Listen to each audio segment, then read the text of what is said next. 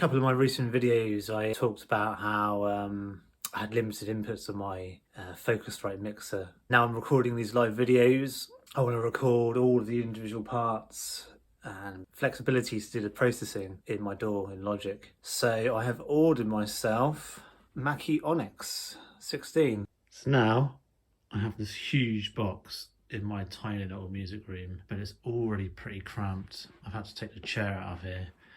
And as you can see, I do have limited desk space. I know the mix is not going to be as big as the box, but it's one of those things, isn't it? Buy and work it out later. I'm going to open the box and show you what's inside and then share how I get on with my Mackie mixer.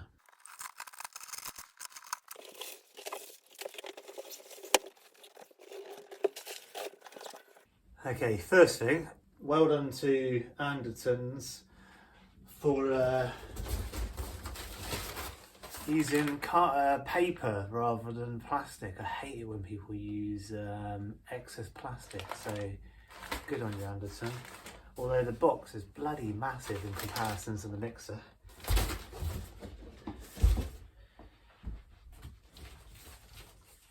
First thing I can say though is this is pretty heavy.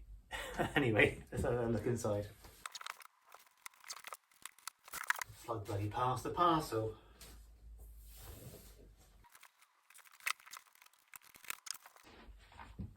So I watched an unboxing video the other day for this Mackie mixer. Not because I'm particularly interested in unboxing videos, but because I wanted to know if it came with a USB cable inside. And I watched this video of some guy. Everybody seems to be unboxing these things on their beds. Anyway, this guy, he pretty much ripped into the box. It completely destroyed the box. And I was like, you know, what if you want to send that back? They're going to penalise you for that. Anyway, I can tell why he ripped into the box, because the openings look both the same on both sides, but one side is glued to the box and the other side is taped. So he obviously didn't check both sides. He just tore open the glued side. Anyway, I haven't done that because if I need to send it back, I want the box to be in pristine condition.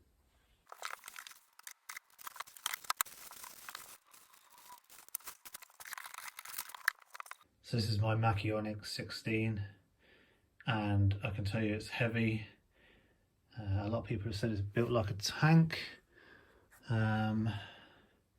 Definitely feels like a tank. It weighs like a tank. I will update you on that sometime soon.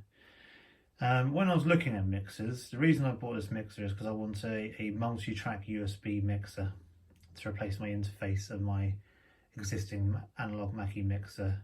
Because although they have served me well up until now, I want to be able to have all my instruments plugged in at the same time without having to keep on unplugging things and or having all my cables labelled, although I'll be labelling my cables anyway.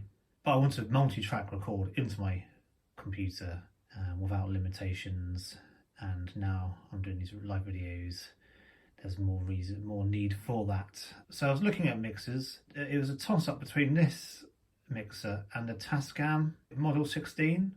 And I have to be honest, in terms of visual appeal, I preferred the look of the Tascam 16 because I've got a lot of wood in my room, as you can see. Oh, you can see all the wires from here. And I like that kind of wooden feel, and the Tascam has, you know, nice, well, apparently they're not real wood, but these little wood effect sides. And the colour scheme I thought was really great. I thought it would look great in this room. So what made me choose the Onyx instead? Well, for me, I had to make compromises because the 16 on the Tascam only had 2 stereo inputs, plus they all seem to have the Bluetooth etc on it, but you know, let's just discontinue that for now. It only had 2 stereo inputs. You know, if you've got a studio and you've got synths and drum machines and whatever else, most of these things are stereo. So I've got a Polybrute, I've got a Virus, I've got Digitact, I've got Korg Electribe. If I'm sending anything to my Chaos pad, it comes back as a stereo return. Only having 2 stereo tracks on a mixer is a real annoyance, and a lot of these mixers only had a couple of stereo tracks, which means if I counted how many channels I was going to need: Virus, Polybrute, Digitact, Electribe, stereo return from Chaos pad, also got a loop station, so the input from the loop station, And then that'll leave me microphone, maybe guitar, maybe another microphone. I've got spare channels now. With a 16, the Model 16, the Tascam Model 16, because I only had 2 stereo inputs, I would have been short on channels, so this one had more options for me. It doesn't have any compressors on it, which I wanted, and the Tascam does. On watching some of the reviews, I heard that when you record into your DAW, it doesn't record the compression. It bypasses the compression, it bypasses the EQ. I believe that's the same on this one as well. It bypasses the EQ and so on. The compression is only for a live situation, and I'm never going to take the mixer to be live. It's to be used in the studio, so it would only really be for my own benefit, for what I hear when I'm actually playing a track live in my room. Everything that I record into my DAW would be unprocessed, and I'd have to apply a compression to it anyway. So I made a decision that the compressor, even though it was something I liked the idea of, it wasn't the end all and be all. In fact, having more stereo inputs was more important for me than having the compressors. So it was a toss-up. Tascam, Onyx. In the end of the day, the Onyx won because it had more stereo inputs. So in the box, the things I wanted to know: did it have a USB cable in it? Yes, it does. Old school USB, no USB-C. What I am interested in is, will I be able to use this with an adapter? Because even though my iMac has USB inputs in it, as well the new ones don't, it also has a couple of FireWire and USB-Cs on the back, and all my USB inputs on the back of my Mac are actually being used up. I've got the Polybrute going into one, the Virus going into another, Digitech going into another one, and then I have this bright LED light, there we are, being powered by the computer as well. So, you know, I'm actually running out of USB inputs on my Mac, and so if I can use an adapter and plug this into one of the FireWire or the Thunderbolt, whatever they're called, on the back of my Mac, that would be great. I will let you know about that. And obviously it has the power cable. It has the software, because I think you get a waveform. Although I have to be honest, I've paid for Logic. I've been using Logic all this time. I like using Logic. I don't think I need another piece of software on my computer. Maybe I'll watch some videos on this and see if it's worthwhile considering giving a go, but I don't want to have to learn new software. I just want to get on with it and make music. Great, if you don't have any software, you're sorted. And a user manual of some sort. So whether this is a good user manual, I have no idea. What's this? Certificate of Compliance. Don't know what that's about, but it was all very official. Most of these manuals is like a very small section in English, and then the rest of it's in another language, which seems to be the case. The English part. Okay, it's all very basic. It's only a handful of pages. Guide to all of the knobs and dials. Not an awful lot in there, but hopefully enough to get you going. Okay, so as you can see, I don't have a lot of room. In order to fit this in, I'm going to have to unplug things and work out where it's going to go. So it's either going to go here, where my Electrobes. Ideally, I'd put it where the other one was, but I measured this the other day, and the space between the end of my desk over here and that speaker is about exactly the size of the Mackie mixer. So it may fit in there. It might be a bit of squeeze. If I insist it's going to go there, maybe I might have to do some desk amendments, because I did make this desk myself. Maybe I might get another bit of a plank of wood, move those simps a bit further over towards the door, and then extend my desk by another plank. So Jack Hurd has a new box to come and sit in, and who can resist? Cat in a box. Oh, Jackie boy, love a box.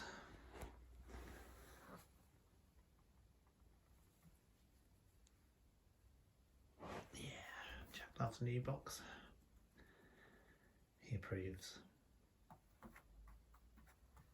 The mixer has been set up and put in place, and I will show you. There we are. Right, I'm going to set up my camera and talk about some of the things I've discovered so far. Okay, so I've got this all set up now. Plugged all my cables in the back. You can't see it in here. I've struggled to get the whole thing into view. I've got the USB plugged in the back. We've got 2 channels here for USB, 13 and 14 and 15 and 16. You have to press this button here for 1 and 2, left and right, to come through. And then when you are actually have it plugged in, if you turn up the volume, I've got some music playing now, but if I turn up the volume here, nothing comes out. So you have to make sure you have this little button at the bottom here which says left and right engaged, and then that will direct whatever's coming through that channel to the main mix. Okay, so what happens if you don't press this button is yet to be discovered. I'm guessing maybe if that button's not engaged, the mix is sent to control room or master salo or one of your monitors. I don't know yet. The manual isn't particularly detailed, so I'm going to have to go online to discover what's going on there. One of the other things to bear in mind, I'm going to be using this as an audio interface as well as a mixer, just for mixing things for live performances. So having this USB channel is really important for me for what's on my computer. This music's coming from my computer now. Okay, so that's important. But there are times when I want to be mixing and mastering or creating music in my music room and not have it coming out of the speakers.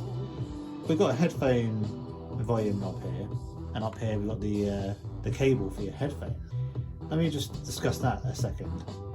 I plug my headphones in, as you can see. I turn down the volume, so there's no volume in the room. I put my headphones on. I turn this headphones volume up, and I'm not hearing anything in my headphones. If I turn this up, the main volume, then I can hear volume coming through my headphones. And at first I was like, what's going on here? That's a bit of a major flaw, isn't it? Because, you know, you don't always want to have the volume coming out of the main mix when you want to have the volume coming out of the headphones. So I pressed a number of different buttons.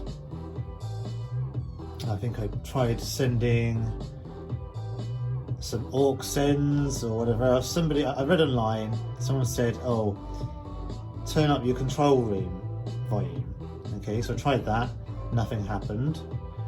And then, but what I did do, which solved the problem, is I pressed Salo, read Salo for the USB channel, and then I turned the volume on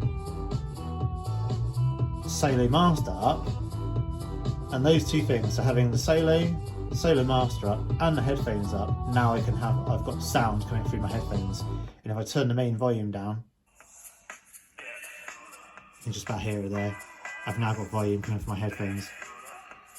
But if I turn this down, the master Salo down, no volume coming through the headphones, even though the volume on headphones is turned up. I'm sure there's a reason why they've done that, but it's a bit confusing. If you're used to the idea that you turn up the volume on the headphones and you're going to get some sound coming through your headphones, you don't. You have to engage Rude Salo, and so the control room volume has done nothing to get any volume coming through the headphones.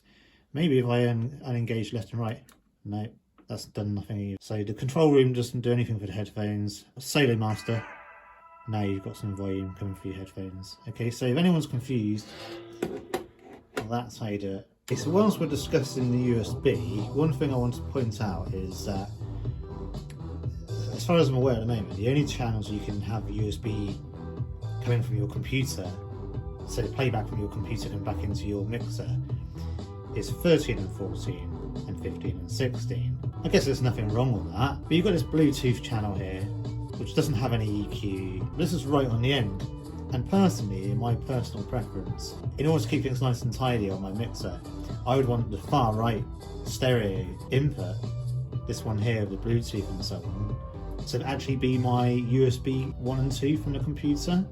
Because that way I've got my computer right on the end here, out of the way, and then everything from this point onwards is all instruments.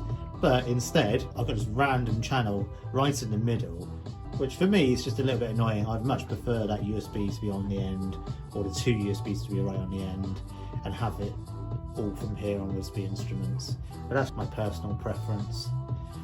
Another thing to point out, which would be easy to show you on the back here, One more thing to point out here then, how the channels line up with the actual inputs on the back. So at the moment you can see here I've got channel 17 and 18, and directly above it, or what seems like directly above it, this input here, which is my Digitax at the moment. Okay, but that is not that channel. That is this channel over here, and these empty sockets here are this channel. So they just don't quite line up. They're a little bit of that, which again is just a small little thing, but for me it's quite nice when things line up, because then you know you're definitely putting your cables into the right channel.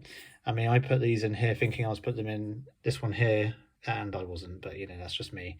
But this mixer is definitely going to open up a lot of opportunities for me. I've got the Axis Virus synth, and the Axis Virus synth has 3 stereo outputs, and I can use multi-mode, and I can play one sound coming through output 1 and 2, another sound coming through output 3 and 4, and 5 and 6.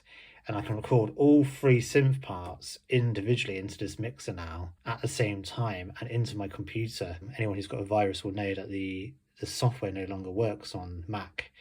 But if I can use multi-mode and I can still record my individual sounds onto individual tracks all at the same time, that's going to be great for me. So I will be demonstrating that later on. Okay, one more thought is when looking at the various other mixers, I was looking at the PreSonus mixers, especially the digital one. That almost won me, but I did hear a lot of kind of negative feedback. Stopped working properly after a certain period of time, and also it felt like PreSonus weren't really looking after people in terms of a customer service situation. I don't think the mixers have been made anymore, and I didn't think, a bit like the Virus, you know, they've stopped caring about that piece of equipment, and they're not really providing the customer service that they need to be providing. So that's one of the reasons why I didn't buy the PreSonus. But what I was going to point out on the PreSonus, just above each of the faders, there was a space, or a little kind of, I think it was a magnetic white patch, and you could put like a label to name each of your channels. And obviously when you've got this many channels, that seems like a really cool, useful thing. On my old Mackie, I did actually just cut out a piece of paper, wrote down, and stuck it on the bottom here. Aesthetically, it's not very pleasing. I do have a lot less space on the bottom of this mixer, because my other mixer only had like the dials rather than the slider, and I guess if these were up, it was more like that amount of space. But obviously when these are laid right down, there's not a lot of space there.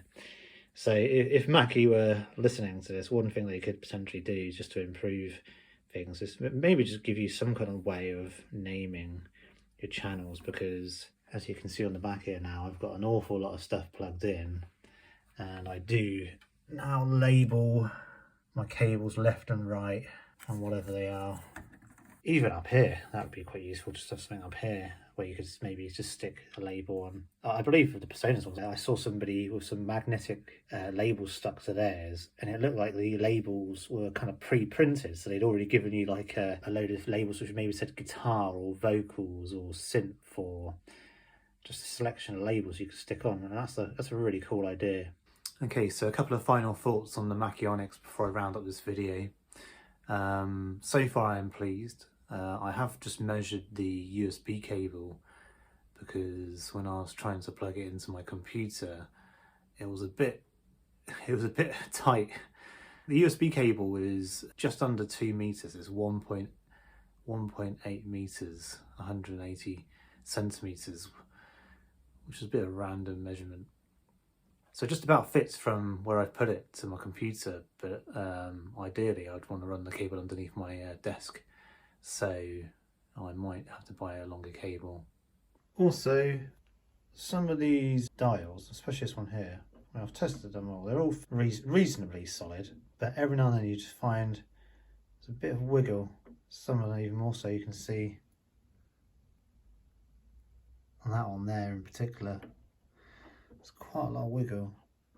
So even though they've built this rock hard chassis, not all of the knobs are quite as solid as I'd like. Also there's a lot of plastic on here as well, but then it is only about a 500–600 pound mixer. I have plugged my Mackie into the computer now, and I've connected up all my instruments. I've done a multi-track recording session to test that out, and everything's working really nicely. I'm going to demonstrate that in another video to keep this one short. Be sure to come and check out part 2 of my video on the Mackie Onyx.